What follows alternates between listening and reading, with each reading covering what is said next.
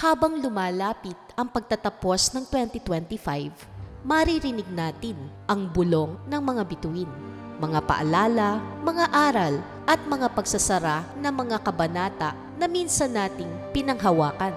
Ang taon ng 2025 ay isang panahon ng pagbabago, pagsubok, paghilom ng sugat at pag-angat ng kamalayan. Marami ang natutong lumaban, magtiwala at bitawan ang hindi na-align para sa kanila. Ngayon, habang tayo'y papasok sa bagong pinto ng 2026, atin munang balikan ang mga enerhiya ng bawat zodiac sign, ang kanilang mga vibrations, aral, babala at mensahe ng kaluluwa para sa huling yugto ng 2025. Handa ka na bang marinig kung ano ang mensahe at vibration ng iyong zodiac sign? Tara!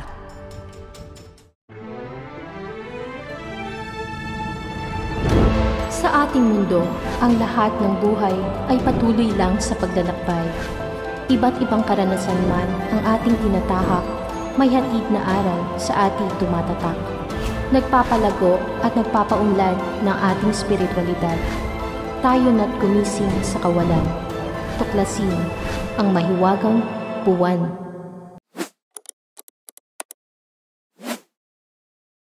Zodiac Energy Vibrations, pagsasara ng enerhiya ng 2025 at mga gabay ng kaluluwa. Aries, the flame within, energy vibration, transition and maturity. Ngayong pagtatapos ng 2025, Aries, natutunan mong hindi lahat ng laban ay kailangang patulan. Ang apoy mo ay hindi na basta nagliliyab. Ito ay natutong magbigay liwanag. Ang iyong lesson, patience is power. Hindi kailangang mainip sa mga kaganapan sa iyong buhay sa ngayon dahil ang bawat araw mo ay may kabuluhan at meant lang mangyari sa panahon mo ngayon. Ang perfect timing ay sagrado at dapat mo itong igalang. Mga dapat iwasan, ang impulsive decisions na walang direksyon. Sa bawat araw, ikaw ay may choice kung ano ang patutunguhan mo. Sa iyong bawat desisyon, kinakailangang mag-isip ng mabuti at pakiramdaman ang bulong ng iyong intuisyon. Mahalagang masaya ka sa bawat mong magiging desisyon at kung may hindi tamang desisyon, tanggapin na ito ay may itinuturo sa iyong lesson na mas makakabuti sa iyong pag-move forward sa buhay. Ang dapat mong gawin, magplano, i-channel ang passion mo sa mas makabuluhang layunin. Bawat spark na nararamdaman mo, go for it dahil ito ang makakapagbigay sa iyo ng personal growth. Bawat karanasan ay mahalaga sa ating evolution. Reflection. Ako ay apoy ng katalinuhan, hindi ng galit. Ako ay ilaw ng bagong simula. Taurus, the grounded soul. Energy vibration, stability, and reconnection. Taurus, tinuruan ka ng 2025 na magtiwala sa proseso kahit mabagal. Ngayong patapos na ang taon, ang tunay na kayamanan ay kapayapaan ng kalooban. Ang iyong lesson, ang pagtitiis ay hindi kahinaan. Ito ay biyaya. Sa bawat sakripisyo mo sa iyong buhay, may katumbas na kaginhawahan. Hindi ka dapat sumuko sa anumang hamon na dumarating sa buhay mo. Ito ay kahulugan lang na ikaw ay pinapatibay at tinuturuang maging matatag upang mas lumago. Ang dapat mong iwasan, pagkapit sa lumang takot o relasyon na walang saysay. Ang iyong fear-based belief ay dapat mo nang iwanan ngayong taon. Ito ang makakapagpaudlot sa iyong pag-unlad at pagkamit ng mga pangarap. Huwag itali ang sarili sa pagkabagabag sa mga kaganapan sa labas ng iyong sarili. Trust the process. Trust and believe in yourself. Huwag pigilan ang iyong liwanag na magningning. Ano ang dapat mong gawin? Linangin ang iyong tahanan, ang iyong katawan, at ang iyong puso. Release everything that no longer serves you. Embrace your full potential. You are light. Let it shine. Reflection. Ang aking katahimikan ay aking lakas. Ako ay nasa tamang oras at lugar. Gemini. The shifting winds. Energy vibration. Realignment and inner truth. Gemini. Dumaan ka sa maraming pagbabago ngayong taon. Pero bawat shift ay nagdala ng karunungan. Ito na ang panahon ng pagtuon sa katotohanang hindi mo na matatakasan.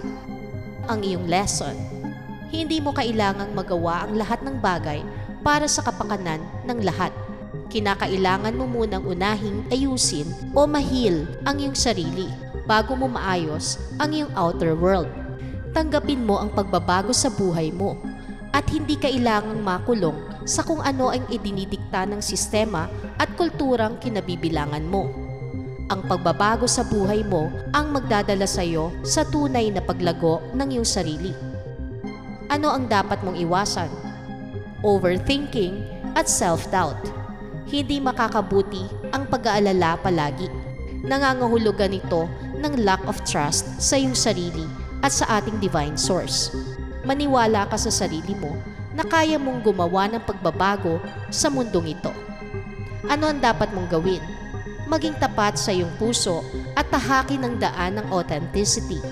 Ang pagiging totoo ang daan sa kaliwanagan at kapayapaan ng kalooban at isipan.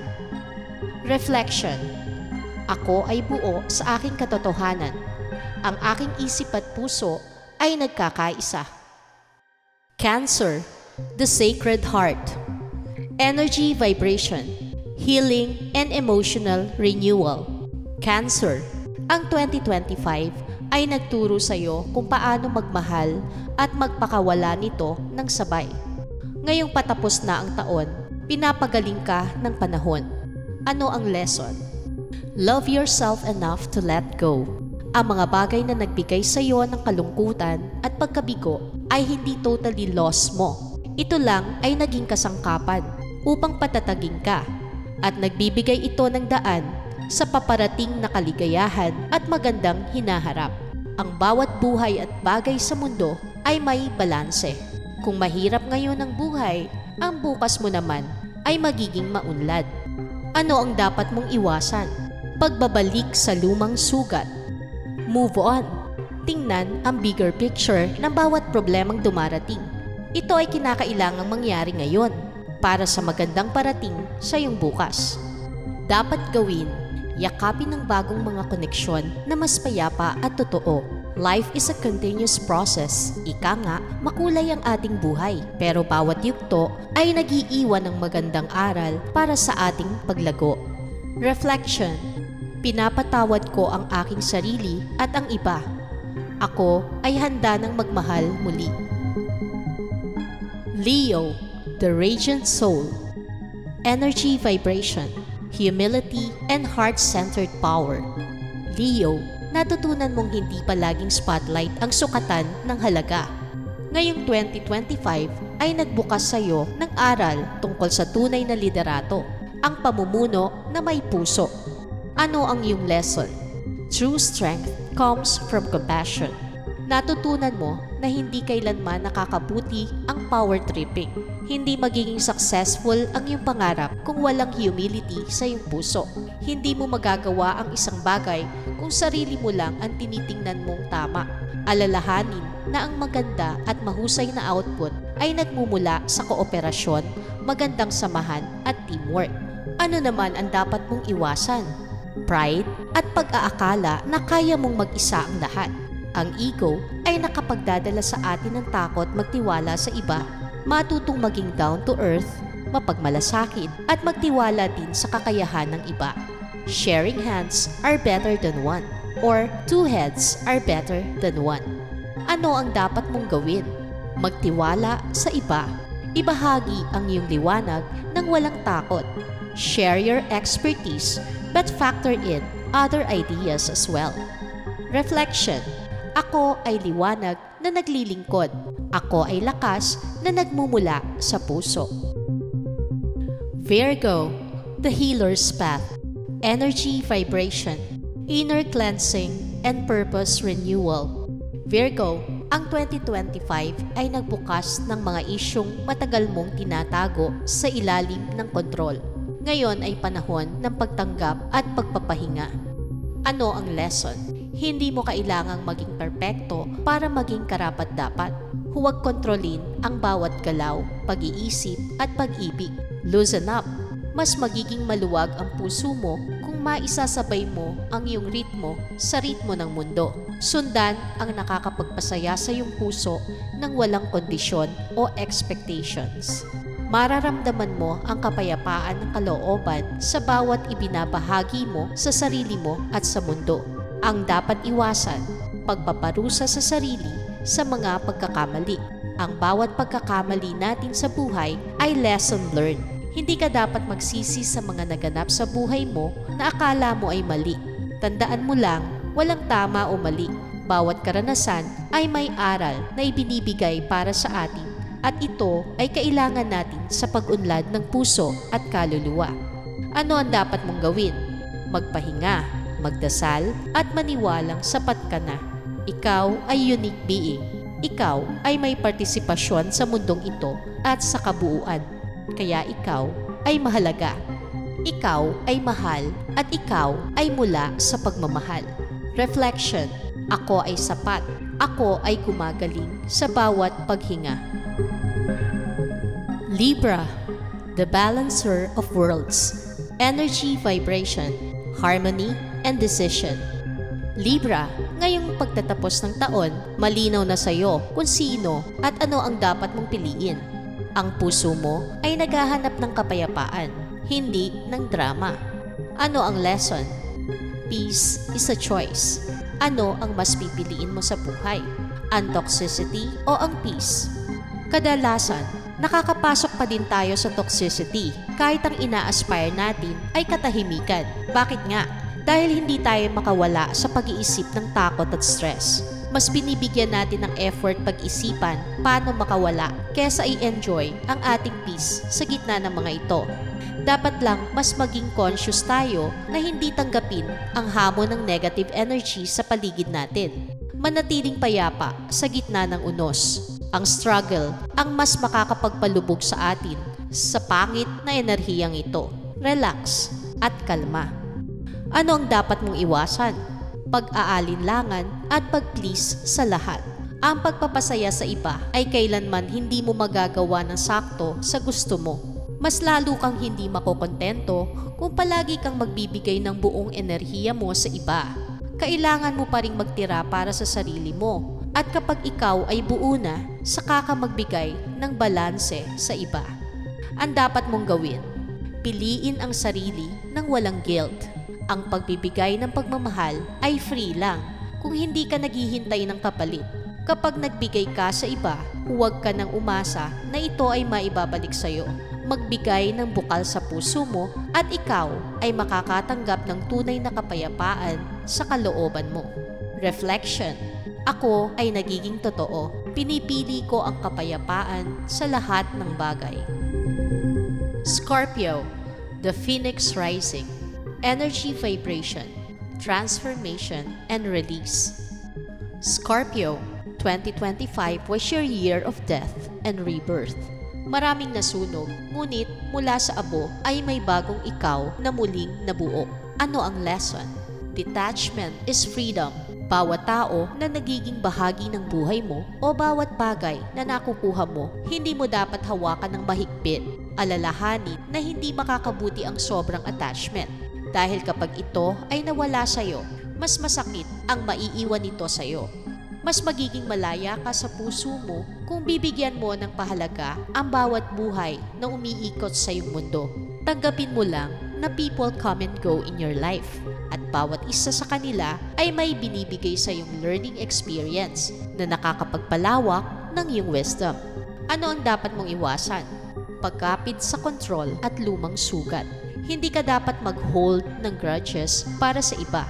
Isipin mo na lang na ang mga masasakit na nagdaan sa buhay mo ay nagdadala sa iyo sa bagong ruta patungo sa tunay na layunin mo sa buhay. Ano ang dapat mong gawin? Ibigay sa universe ang mga takot mo. Hayaan mong maghilom ang kaluluwa mo. Acceptance ang kailangan mo sa bawat pangyayari. Then, release. At pagkatapos, move on. Ganyan mo dapat tingnan ang mga pangyayari sa buhay. Remember, ang naganap sa'yo ay naganap dahil may dahilan ito para sa'yo. Ika nga, everything happens for a reason. Reflection. Sa pagbitaw ko, ako ay muling isinilang. Ang pagbabago ay aking kaibigan. Sagittarius, the cosmic traveler. Energy vibration, truth and exploration. Sagittarius, natutunan mong hindi lahat ng sagot ay makikita sa labas. Ngayon, pagkatapos ng taon, mas mahalagang tuklasin ang kalooban mo. Ano ang lesson? Ang kalayaan ay nagmumula sa pagkilala sa sarili. Marami ka pang maipabahagi sa mundo at marami pa ding maibibigay sa iyong karanasan ang mundo. Unahing linangin ang sarili at mahalin ito para mas buo mong maibahagi ang sarili mo sa mundo. Ang karunungang nata mo mula sa iyong karanasan ang magsisilbing gabay sa mga taong makakadaupang palad mo. Dapat iwasan pag-iwas sa emosyon. Ang focus mo dapat ay self-improvement mula sa mga experience mo at iwasan na tumuon sa drama ng mundo. Ang pagkakaroon ng critical thinking ang magdadala sa tamang direksyon na kinakailangan ng iyong komunidad. Balansihin ang isip at puso. Anong dapat mong gawin? Yakapin ang introspection. Ngunit huwag kalimutang mangarap muli. Ang karunungan ay kalayaan at ang kalayaan ang magdadala sa iyo sa kaligayahan at kapayapaan. Reflection. Ang aking kalayaan ay nasa loob ko. Ako ay patuloy na naglalakbay sa liwanag. Capricorn, the sacred builder. Redefinition and letting go of control. Capricorn, 2025 ay nagturo sa iyo na ang tunay na tagumpay ay hindi lang tungkol sa ambisyon, kundi sa kakayahang magtiwala sa timing ng universe. Ano ang lesson? Control less, flow more. Ang pagiging mahigpit sa bawat bagay, pangarap man o goal sa buhay ay hindi dapat kontrolin ng maigi. Hayaan mo lang na mag-align ang mga pangyayari sa iyo. May perfect timing sa lahat ng bagay at dapat mo itong igalang. Alalahanin na kapag pinilit mo ang isang bagay, kung ito ay hindi pa napapanahon, hindi magiging maganda ang outcome. Dapat iwasan overworking at pagiging masyadong seryoso sa lahat ng bagay. There's a time for everything, ika nga. Hindi bubukol, kundi naaayon. Isa pa, gawin natin ng mas masaya ang bawat proyekto nating nililikha. Yung ine-enjoy natin itong gawin nang hindi pilit, for the sake na matapos lang. Mas maganda ang bunga kapag ginawa natin ito ng masaya. Ano ang dapat mong gawin? Magpahinga at bigyan ng espasyo ang saya sa buhay. Ika nga, enjoy life while it lasts. Be happy, smile, make your moments worthwhile. Reflection. Ang aking halaga ay lampas sa aking ginagawa. Ako ay sapat at payapa. Aquarius, the visionary mind. Energy vibration. Awakening and detachment from the old world. Aquarius, this year opened your eyes to truths about society, friendship, and freedom. Ito na ang panahon ng pagpili kung sino ang karapat-dapat sa iyong enerhiya. Ano ang lesson? Not everyone will understand your vision, and that's okay. Hayaan mo lang kung may pumupuna, naninira o hindi makasakay sa ginagawa mo sa buhay.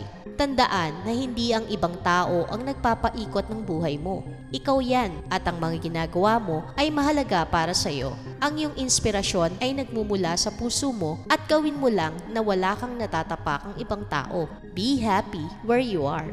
Dapat iwasan emotional detachment na nagiging lamig ng puso. Kahit na nagiging busy ka sa mga proyektong ginagawa mo, huwag pababayaan ang puso. Balansihin mo lang ang puso at isipan mo.